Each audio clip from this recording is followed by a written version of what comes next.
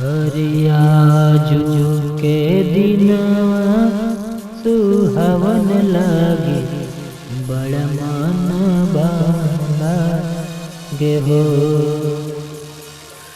आजू के दिनवा सुहावन लागे बड़ मन भावन लागे हो।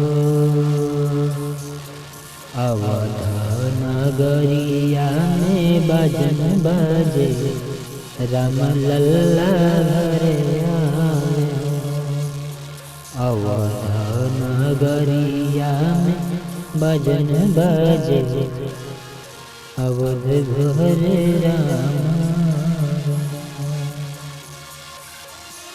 राम के चरनिया सारा सुख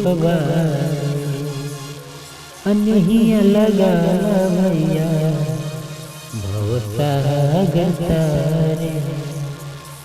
हाँ राम के चरनिया में बड़ा सुख बड़े अनहिया लगा भवसागर।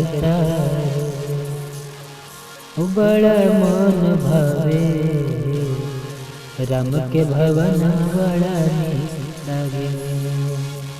ओ बड़ा मन भवे राम के भवन बड़ा नीक लागे। ओ बड़ा मन भवे ओ बड़ा मन भवे लेल रते टिकवा राम बाबा नीक लागे हो। जय श्री राम। आप सभी को कैसा लगा कमेंट करिएगा।